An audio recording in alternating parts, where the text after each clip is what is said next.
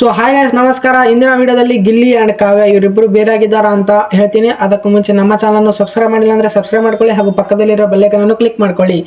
ಇಲ್ಲಿ ನಿಜಕ್ಕೂ ಡಿಸಪಾಯಿಂಟ್ ಆಗೋ ವಿಷಯ ಏನಪ್ಪಾ ಅಂದರೆ, ಕರ್ನಾಟಕ ಜನರಿಗೆ ಗಿಲ್ಲಿ ಅಂಡ್ ಕಾವ್ಯ ಈ ಇಬ್ಬರ ಫ್ರೆಂಡ್ಶಿಪ್ ಬಾಂಡಿಂಗ್ ಅಂತೂ ತುಂಬ ಅಂದರೆ ತುಂಬ ಇಷ್ಟ ಆಗಿತ್ತು.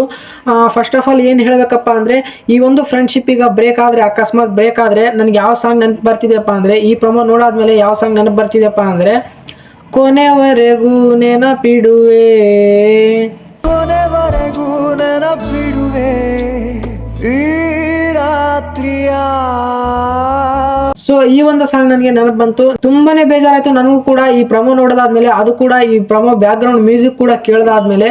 ಸೊ ನೋಡೋಣ ಬನ್ನಿ, ಪ್ರೊಮೋ ನೋಡ್ಕೊಂಬರೋಣ. ಪ್ರೊಮೋ ನೋಡ್ತಾ ರಿವ್ಯೂ ಮಾಡ್ತಾ ಹೋಗ್ತೀನಿ. ಏನ್ ನಿನ್ ಪ್ರಾಬ್ಲಮ್? ಮಾತ್ ಬಿಟ್ಟಿದ್ಯಾರು? ಸೊ ಕ್ಲಿಯರ್ ಆಗಿ ಗೊತ್ತಾಗುತ್ತೆ, ಗಿಲ್ಲಿ ಅಂಡ್ ಕಾವ್ಯ ಇನ್ನೂ ಬೇರೆ ಆಗಿಲ್ಲ. ಸೊ ಇಲ್ಲಿ ಮಾತಾಡ್ತಿದ್ದಾರೆ, ಇನ್ನೂ ಡಿಸ್ಕಷನ್ ಮಾಡ್ತಾ ಇದ್ದಾರೆ ಅಂತಾನೆ ಹೇಳ್ಬೋದು. ನೀನು ಇನ್ಮೇಲೆ ಕಾವು ಕಾವು ಕಾವು ಅಂತ ರೇಗಿಸ್ಲೇಬೇಡ. ಮಾತಾಡಲ್ಲ ಕೂಡ ಆಯ್ತು. ನಿನ್ ಸ್ವಾಭಿಮಾನಕ್ಕೆ ಇದಾಗೋ ತರ ನಾನು ಏನ್ ಮಾಡಿದೀನಿ? ರೇಗಿಸ್ಬಾರ್ದಲ್ವ ನಿಂಗೆ? ಮಾತಾಡ್ಸಿರತ್ತ ಅದೆಲ್ಲ ಪ್ರಾಬ್ಲಮ್. ಮಾತಾಡಿಲ್ಲ ಅಂದ್ಬಿಟ್ರೆ ಅವರೆಲ್ಲ ಹೇಳ್ದಾಗ ನಿಂಗೆ ಸ್ವಾಭಿಮಾನಕ್ಕೆ ಧಕ್ಕೆ ಬಂದಿಲ್ಲ. ಊರವರೆಲ್ಲ ಬೈದ್ಕು ಮನೆಯವ್ರು ಬೈದ್ಕು ಒಂದ್ ಇದಿರ್ತದೆ ಗೊತ್ತಾ? ತಿರ್ಗಾ ಕೇಳ್ತಾನೆ ಲಾಸ್ಟ್ ಮಾತಾಡ್ಸು, ರೇಗಿಸ್ಬೇಡ. ಹಂಗ ಮಾತಾಡ್ತಾರೆ. ಮೂರನೇ ವ್ಯಕ್ತಿ ಆಗಿದ್ದೀನಿ ಅಂದ್ರೆ ಪರವಾಗಿಲ್ಲ, ಮೂರನೇ ವ್ಯಕ್ತಿಯಾಗೇ ಇರ್ತೀನಿ. ಬಿಗ್ ಬಾಸ್ ಇಂದು ರಾತ್ರಿ 9:30ಕ್ಕೆ. ಸೊ ಇದು ಪಾಯಿಂಟ್ ಬಂದ್ಬಿಟ್ಟು ಏನಪ್ಪಾ ಅಂದ್ರೆ, ಬಿಗ್ ಬಾಸ್ ಮನೆಯ ಸ್ಪರ್ಧಿಗಳಿಂದಾನೇ ಕಾವ್ಯ ಅವರಿಗೆ ತೊಂದರೆ ಆಗ್ತಿದೆ. ಏನಪ್ಪಾ ಅಂದ್ರೆ, ಗಿಲ್ಲಿ ಅವರು ಕಾವು ಕಾವು ಅಂತ ರೇಗಿಸ್ತಿರೋದು. ಸೊ ಇದು ಕೂಡ ಕಾವ್ಯ ಅವರಿಗೆ ಬೇಜಾರಾಗ್ತಿದೆ. ಇದೊಂದೇ ಹೇಳಿದ್ದಕ್ಕೆ ಗಿಲ್ಲಿ ಅವರು ಕೂಡ ಹೀಗೆ ಮಾಡ್ತಿದ್ದಾರೆ ಅಂತಾನೆ ಹೇಳ್ಬೋದು. ಸೊ ಇಲ್ಲಿ ಮೇನ್ ಕಾವ್ಯ ಪಾಯಿಂಟ್ ಏನಪ್ಪಾ ಅಂದ್ರೆ, ನೀ ನನಗೆ ಕಾವು ಕಾವು ಅಂತ ರೇಗಿಸ್ಬೇಡ, ಇದೇ ಪಾಯಿಂಟ್ ಇಲ್ಲಿ ಬರುತ್ತೆ. ಗಿಲ್ಲಿ ಅವರು ಯಾರ ಜೊತೆ ತುಂಬಾ ಹತ್ತಿರವಾಗಿರ್ತಾರೋ ಸೊ ಅವರಿಗೆ ಇವರು ರೇಗಿಸ್ತಾನೆ ಇರ್ತಾರೆ. ಸೊ ಇದೊಂದು ಫ್ರೆಂಡ್ಶಿಪ್ ಬಾಂಡಿಂಗ್ ನಲ್ಲಿ ಇದ್ದೇ ಇರುತ್ತೆ ಅಂತ ಹೇಳ್ಬೋದು.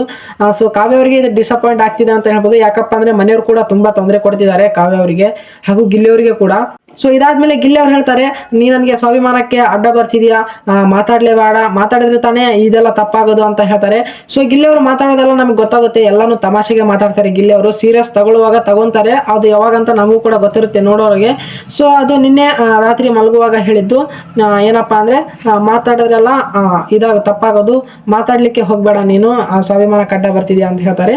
ಸೊ ಕಾವ್ಯ ಅವರು ಇವತ್ತಿನ ಎಪಿಸೋಡ್ ಅಲ್ಲಿ ಪ್ರಶ್ನೆ ಮಾಡ್ತಾರೆ, ನಿನಗೆ ಸ್ವಾಭಿಮಾನಕ್ಕೆ ಅಡ್ಡ ಬರುವಂತ ನಾ ಏನ್ ಮಾಡಿದೀನಿ, ಇಡೀ ಮನೆಯವರು ಏನ್ ಮಾಡಿದ್ರೆ ನಿನ್ಗೆ ಏನ್ ಅನಿಸ್ತಾ ಇಲ್ಲ, ನಾನ್ ಮಾಡಿದ್ರೆ ನಿನ್ಗೆ ಏನ್ ಅನಿಸ್ತಿದೆ, ಇಡೀ ಮನೆಯವರು ಮಾಡ್ತಿದ್ದಾರೆ ಅದನ್ನ ಹೇಳ್ತಿಲ್ಲ, ನಾ ಮಾಡದೇ ಇರೋದನ್ನ ನೀನ್ ನನ್ ಮೇಲೆ ಹೇಳ್ತಿದೀಯ ಅಂತ ಹೇಳ್ತಾರೆ.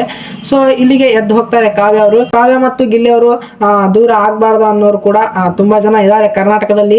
ಸೊ ಏನಪ್ಪಾ ಅಂದ್ರೆ, ಬಿಗ್ ಬಾಸ್ ಸೀಸನ್ 12ಕ್ಕೆ ಅರ್ಧಕ್ಕರ್ಧ TRP ಬಂದಿರೋದೇ ಕಾವ್ಯ ಹಾಗೂ ಗಿಲ್ಲಿ ಅವರ ಫ್ರೆಂಡ್ಶಿಪ್ ಬಾಂಡಿಂಗ್ ಇಂದ.